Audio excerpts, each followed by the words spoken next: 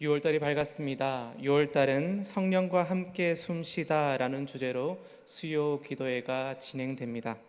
성령님은 눈에 보이지 않으시지만 우리의 삶의 가장 깊은 곳에서 역사하시며 우리를 살아가게 하는 하나님의 능력이라고 말할 수 있습니다.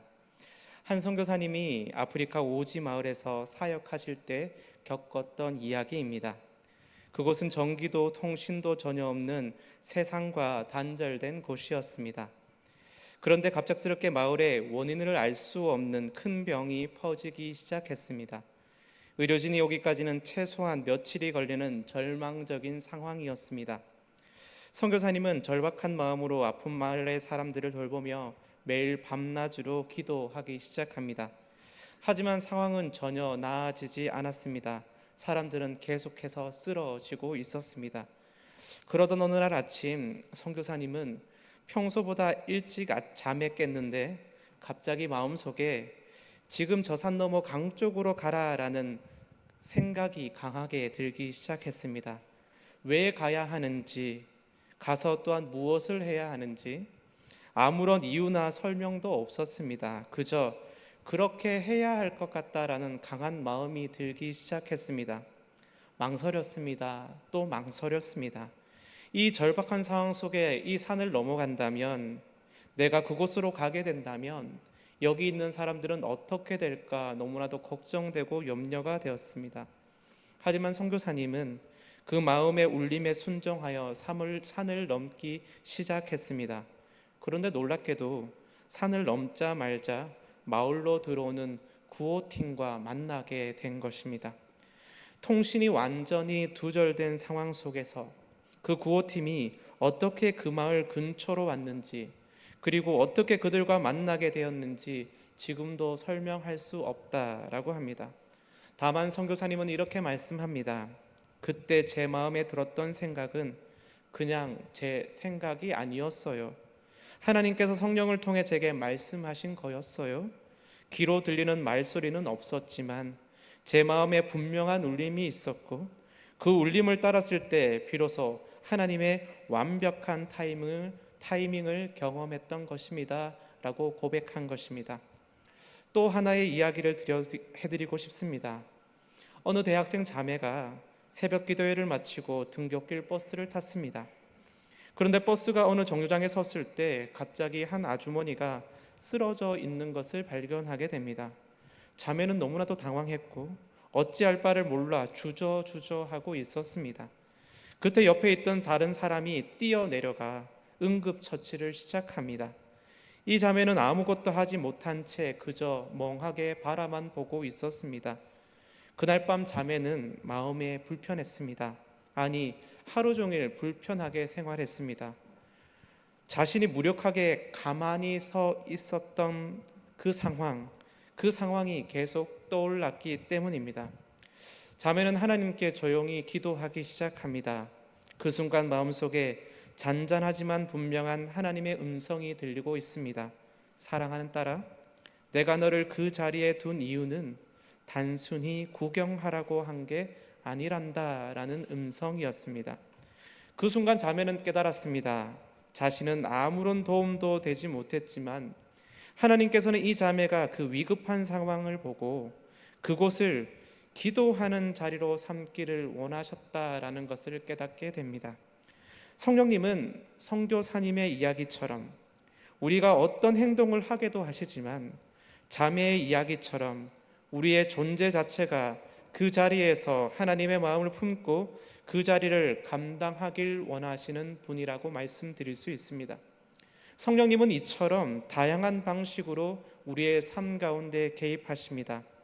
성령님은 우리 안에 거하시는 하나님의 영이시며 눈에 보이지 않지만 실제로 존재하시며 우리의 삶의 모든 순간에 하나님의 뜻을 깨닫게 하시고 감당할 힘을 주시며 생명의 길로 인도하시는 분이십니다. 때로는 강한 감동으로 우리에게 찾아오시고, 때로는 성경 말씀으로 깨닫게 하시며, 때로는 설명할 수 없는 마음의 평안으로 우리를 올바른 길로 이끄시는 분이십니다. 사도 바울은 로마서 8장 26절에 이렇게 말씀하지요. 이와 같이 성령도 우리의 연약함을 도우시나니 우리는 마땅히 기도할 바를 알지 못하나 오직 성령이 말할 수 없는 탄식으로 우리를 위하여 친히 간구하시느니라. 아멘. 우리가 너무 연약하여 어떻게 기도해야 할지 알지 못할 때에도 성령님께서는 우리의 가장 깊은 곳에 계시며 말로 다 표현할 수 없는 탄식으로 우리를 위해 친히 하나님 아버지께 간구하시는 것입니다. 바로 그 성령님이 오늘도 우리를 이곳 예배의 자리로 인도해 주셨고 우리의 삶 속에 역사하시고 계심을 저는 믿습니다. 그러기에 우리는 이곳에 모였음을 믿습니다. 할렐루야. 오늘 우리의 연약함을 하나님께 솔직히 내려놓으십시오. 오늘 우리의 기도 제목과 소원을 하나님께 올려드리십시오. 우리가 마땅히 구할 바를 알지 못할지라도 우리의 있는 모습 그대로 하나님께 나아갈 때 성령님께서 말할 수 없는 탄식으로 우리를 친히 간구해 주실 것입니다. 이 복된 성령의 은혜를 깊이 체험하는 오늘 복된 기도회가 될 수 있기를 간절히 소망합니다. 성령이라는 단어는 주로 신약 성경에 많이 언급되고 있습니다. 하지만 제가 구약의 에스더를 본문으로 선택한 이유가 있습니다. 그것은 성령이 사람을 살리는 영임을, 그리고 하나님의 이름이 직접적으로 드러나지 않는 상황 속에서도 하나님의 영이 어떻게 역사하시는지를 가장 분명하게 보여주는 말씀이 바로 에스더이기 때문입니다. 성경 66권 중에 여성의 이름으로 제목이 선정된 책은 룻기와 에스더 두 권뿐입니다. 그만큼 에스더는 특별한 책이라고 말씀드릴 수 있습니다. 그리고 에스더의 가장 큰 특별함은 성경 전체에서 아가서와 함께 여호와나 하나님이라는 이름이, 그 단어가 단 한 번도 등장하지 않는다라는 것입니다. 이런 이유로 에스더가 처음 성경에 포함될 때 많은 논란이 있었다라고 합니다. 하지만 에스더는 분명한 하나님의 말씀으로 오늘까지 교회의 중요한 성경으로 읽혀지고 있다라는 사실입니다. 에스더에는 하나님의 이름이 등장하지 않습니다. 하나님이 지워져 있는 것이지요. 그러나 놀랍게도 유다인이라는 단어가 계속 반복되고 있음을 우리는 발견하게 됩니다. 바벨론 포로로 잡혀간 상황 속에서 하나님의 백성이라는 정체성이 희미해졌고 하나님의 이름조차 쉽게 부를 수 없는 상황, 그러나 유다인이라는 존재 자체는 지워지지 않고 계속 남아 있었던 것이지요. 이 모습은 하나님의 존재를 부정하고 하나님의 이름을 지우려고 하는 이 세상 속에서 하나님의 형상대로 지음받은 우리 인간들이 여전히 하나님을 드러내는 존재여야 함을 강력하게 상기시켜주는 말씀이라고 할 수가 있습니다. 에스더에서 말하는 유다인이라는 정체성은 단순한 하나의 민족, 평범한 하나의 민족에 부여된 이름을 넘어선다라고 볼 수 있습니다. 하나님을 믿는 자, 하나님의 언약된 백성이라는 깊은 의미를 담고 있는 것이지요.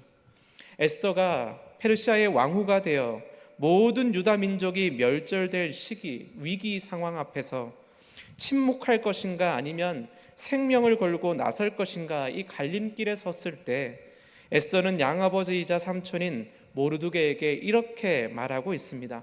오늘 본문이기도 한데요, 에스더 4장 14절의 말씀을 우리 함께 읽어보도록 하겠습니다. 이때 내가 만일 잠잠하여 말이 없으면 유다인은 다른 데로 말미암아 노인과 구원을 얻으려니와 너와 내 아버지 집은 멸망하리라. 내가 왕후의 자리를 얻은 것이 이때를 위함이 아닌지 누가 알겠느냐 하니. 아멘. 모르드게의 이 말 속에서 하나님의 깊은 섭리, 구원의 빛을 우리는 발견하게 됩니다. 에스더가 빼어난 미모로 왕후의 자리에 오른 것이 단순한 행운이나 우연이 아니라 바로 지금 이 절체절명의 위기 속에서 유다 민족을 살리기 위한 하나님의 완벽하고 준비된 자리였음을 깨닫게 되는 것입니다. 마치 창세기에서 요셉이 형들에 의해 노예로 팔려갔지만 훗날 애굽의 총리가 되어 가족과 백성을 구원하며 이렇게 고백했던 말씀도 생각나게 되는데요. 창세기 45장 5절의 말씀인데 이 말씀도 우리 함께 읽어보겠습니다. 당신들이 나를 이곳에 팔았다고 해서 근심하지 마소서, 한탄하지 마소서. 하나님이 생명을 구하시려고 나를 당신들보다 먼저 보내셨나이다. 아멘. 이처럼 성령님은 가장 합당한 곳으로 우리를 인도하시고 우리가 처한 그 자리가 우연이 아닌 하나님의 계획 가운데 있음을 깨닫게 하시는 분이다라는 것입니다. 에스더를 왕으로 세우신 이유가 바로 이때를 위함이었던 것처럼 성령님은 우리가 있는 그 자리에서 하나님의 뜻을 이루어 가도록 우리를 그 자리로 인도하신다라는 것이죠. 에스더라는 책에는 홍해가 갈라지거나 하늘에서 불이 내리는 기적이 하나도 등장하지 않습니다. 하나님께서 직접 음성으로 말씀하시거나 불기둥, 푸른 기둥으로 인도하시는 것과 같은 극적인 하나님의 개입도 전혀 나타나지 않습니다. 그러나 에스더에 나타나는 모든 사건의 흐름을 조용히 따라가다 보면 한 가지 분명한 메시지를 우리는 발견하게 됩니다. 바로 우리의 눈에는 수많은 우연처럼 보이는 일들이 사실은 하나님의 완벽한 필연이었다라는 사실입니다. 에스더가 왕후가 되기까지의 기막힌 여정, 유다 민족을 몰살시키려 하는 하만의 악한 음모, 잠이 오지 않아서 뒤척이던 왕의 불면증, 우연히 왕의 일기에서 발견된 모르드게의 충성스런 기록, 이 모든 것은 따로 떨어진 우연한 사건들처럼 보이지만 사실은 이 모든 것을 통해서 당신의 백성을 구원하시려는 하나님이 거대한 구원의 퍼즐을 맞추어 가고 계셨다라는 것이죠.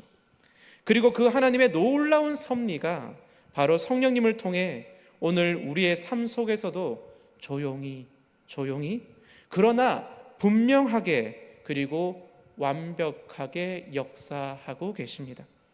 성령님은 때로는 불같은 뜨거움으로, 때로는 잔잔한 감동으로, 때로는 일상의 아주 작은 흐름 속에서 역사하시며 우리가 선택의 기로에 설 때 우리가 알지 못하는 말할 수 없는 탄식으로 우리의 마음 깊은 곳에서 울리시며 우리에게 하나님의 뜻과 방향을 제시해 주시는 것입니다. 그리고 그때 하나님의 섭리를 깨닫고 성령의 인도하심에 응답하기로 결단한 에스더는 마침내 역사적인 고백을 하게 되는데요. 그 말씀이 바로 4장 16절 말씀입니다. 이 말씀을 우리 함께 읽어보도록 하겠습니다. 당신은 가서 수산에 있는 유다인을 다 모으고 나를 위하여 금식하되 밤낮 3일을 먹지도 말고 마시도 마소서. 나도 나의 시녀와 더불어 이렇게 금식한 후에 규례를 어기고 왕에게 나아가리니 죽으면 죽으리이다 하니라. 아멘. 이 고백은 너무나도 유명한 고백이지요. 에스더가 고백한 죽으면 죽으리이다 라고 하는 말은 단순한 비장한 다짐, 각오가 아닙니다. 그것은 자신을 기다리는 죽음의 두려움을 성령의 능력으로 이겨낸 한 여인의 담대한 믿음의 선포이자 자신의 삶과 생명을 하나님의 손에 온전히 맡기는 순종의 결단이라고 말할 수 있습니다. 그녀는 자신이 왕후의 자리에 앉게 된 것이 우연이 아니라 하나님의 특별한 섭리였음을 지금 믿고 고백하는 것입니다. 그리고 그 부르심 앞에 기꺼이 자신의 생명을 드리기를 응답으로 고백하고 있는 것이죠. 우리도 마찬가지입니다. 지금 내가 서 있는 직장, 하나님께서 나에게 허락하신 가정, 내가 섬기는 교회, 내가 공부하고 있는 학교, 그 모든 자리가 우연히 나에게 주어진 것이 아니라 하나님의 특별한 섭리 가운데 나에게 주어졌다라는 것을 우리는 믿음으로 고백해야 합니다.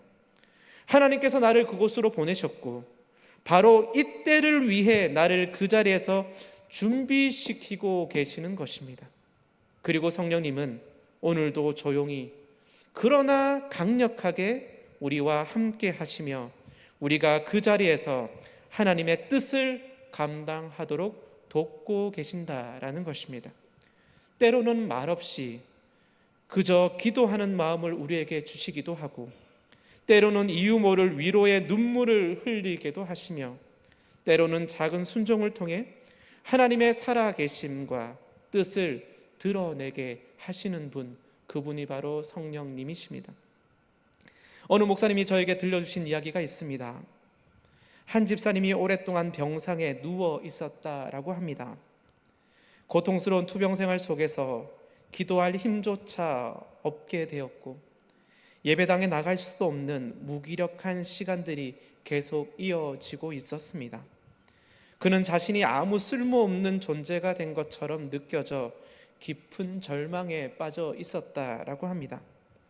그러나 어느 날 병원 복도를 청소하던 아주머니 한 분이 그에게 다가와 이렇게 말합니다. 환우님, 제가 매일 아침 청소하면서 환우님 병실 앞을 지났는데 창가에 앉아 조용히 찬송하시는 환우님의 모습을 보면서 제가 얼마나 위로를 받았는지 몰라요. 그 모습을 보면서 저도 다시 교회에 나가야겠다라는 마음이 들기 시작했습니다 라고 고백했다 합니다.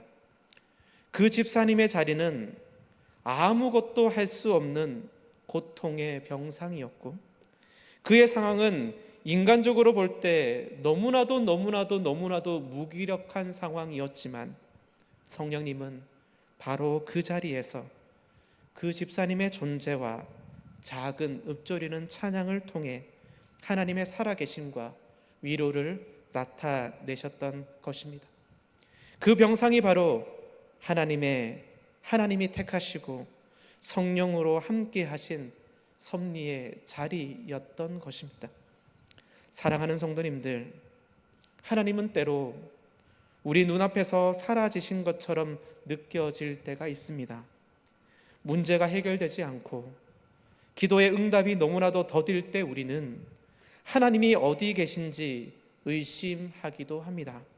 그러나 에스더가 우리에게 보여주듯 하나님의 이름은 드러나지 않지만 하나님은 단 한순간도 우리를 떠나신 적이 없으시며 당신의 백성인 유다인을 통해 여전히 항상 일하고 계셨다라는 사실입니다. 성령님은 오늘도 우리의 삶을 통해 일하고 계십니다. 유다인이 아닌 그리스도인인 우리에게 하나님의 백성된 자녀인 우리의 삶을 통해 항상 일하고 계십니다. 우리의 연약함 속에서 우리가 서 있는 바로 그 자리에서 조용히 그러나 분명하게 하나님의 뜻을 이루어 가고 계시는 분, 그분이 바로 성령님이십니다. 그러므로 오늘 우리는 스스로에게 정직하게 질문해 보아야 합니다. 나는 지금 이 자리에 왜 있는 것인가? 하나님께서 나를 이곳에 보내신 이유가 있지 않을까? 혹시 바로 이때를 위한 하나님의 준비된 자리가 아닌가라는 질문입니다. 우리는 하나님의 이름이 지워지고 없어진 것 같이 느껴지는 세상 속에서 지금 살아가고 있습니다. 그리고 때때로는 이해할 수 없는 고난의 자리에서 힘들고 어려워하기도 합니다. 하지만 성령이 말할 수 없는 탄식으로 우리와 함께 하시며 우리에게 힘과 용기로 다가오셔서 우리가 복된 그리스도인으로 살아가게 하시는 분이십니다. 성령께서는 하나님의 향기로 살아가는 우리를 통해 그 하나님의 임재와 놀라운 일들을 세상에 나타내시도록 항상 역사하시는 줄 믿습니다. 그리고 그 역사의 자리가 바로 오늘 지금 이 자리입니다. 우리가 있는 바로 이 자리입니다. 왜냐하면 성령님이 오늘 이곳에 우리를 인도해 주셨기 때문입니다. 오늘 누구와 이곳에 오셨습니까? 오늘 어떻게 이곳에 오셨습니까? 나는 혼자 왔는데요. 나는 아내와 남편과 함께 왔는데요. 나는 어머니와 자녀와 함께 왔는데요. 네, 맞습니다. 그러나 우리는 오늘 성령님과 함께 이 자리에 나왔습니다. 성령님이 오늘 이곳으로 우리를 보내주셨습니다. 왜냐하면 기도하라고, 이때를 위해 기도하라고 우리를 이 자리로 보내신 것입니다. 그 성령님이 우리와 늘 함께 하시며 우리를 살아갈 수 있도록 인도해 주실 것입니다. 성령께서 우리를 숨쉬게 하시는데 오늘은 그 숨을 하나님께 고백하는 기도로 내뱉는 오늘 귀한 시간 될 수 있기를 간절히 소망합니다. 기도하겠습니다. 사랑의 하나님, 이곳으로 인도해 주셔서 감사합니다. 우리와 함께 해 주셔서 감사합니다. 그래서 살아갈 수 있게 해 주셔서 너무나도 감사합니다. 그리고 이 자리가 가치 있게 하심을 너무나도 감사합니다. 주님, 우리의 입을 열어 찬양하기를 원합니다. 그리고 우리의 입을 열어 마음을 열어 기도하기를 원합니다. 주여 응답하여 주옵소서. 예수님의 이름으로 기도합니다. 아멘.